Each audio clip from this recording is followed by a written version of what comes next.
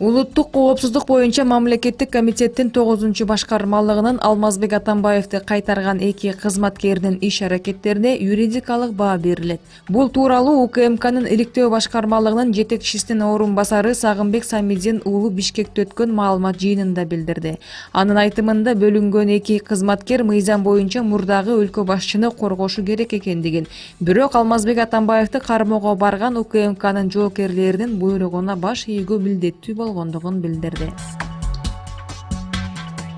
Грузиядан келген полиция кызматкерлери патрулдук милиция кызматына сынактан өткөндөргө сабак өтүшөт деп билдирди Ички иштер министрлигинин академиясынын басма сөз кызматы. Маалыматка караганда, бүгүн Ички иштер министрлигинин академиясына чет элдик укук коргоо органдарына алдыңкы тажрыйбалары менен бөлүшүү максатында Грузиянын Ички иштер министрлигинин патрулдук милиция департаментинин директорунун орун басары жана Тбилиси шаардын патрулдук милиция башкы башкармалыгынын башчысынын орун басары келишти.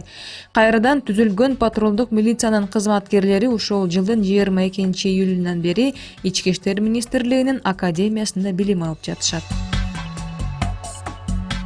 Вице-премьер-министр Жеңиш Разаков Баткен облусуна жумушчу сапар учурунда Көкташ Аксай Тамдык унаа жолуна асфальт бетон төшөө иш-чарасына катышты. Бул туурасында өкмөттүн маалымат кызматы билдирди. Вице-премьер-министр ошондой эле Аксай Тамдык унаа жолунун курулушу боюнча аткарылып жаткан иштер менен дагы таанышты. Көкташ Аксай Тамдык унаа жолунда курулуш иштери башталган. Жалпысынан курулуш башталганы 21 чакырым жол курулган. Бишкек шаарында алдамчылыкка шектелип жаткан жаран кармалды. Шаардык ички иштер башкы башкармалыгынын маалыматына караганда, шектүү эки унааны узак убакытка бөлүп төлөө келишими менен алып, аны күрөөгө коюп качып жүргөн. 26-июлда Октябрь райондук ички иштер бөлүмүнө жаран арызы менен кайрылган. Анда шектүү Mercedes-Benz Sprinter жана Mercedes-Benz үлгүсүндөгү эки унааны узак убакытка бөлүп төлөө келишими менен алган. Унааны алган жаран $2900 каражатты төлөп, калган акчаны 1 ай аралыгында берерин убадалаган. Кийинчерээк шектүү унааларды күрөөгө коюп $7000 акча алгандыгы белгилүү болгон.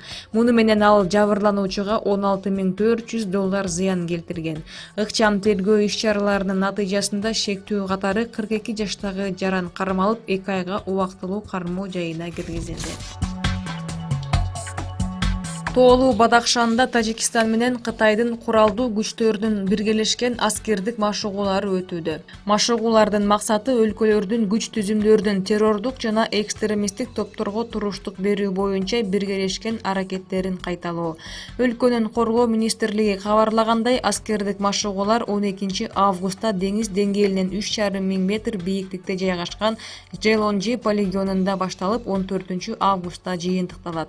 Ага тажик тараптан авиация, танк, артиллерия жана мото аткычтар бөлүктөрүнүн жоокерлери катышууда.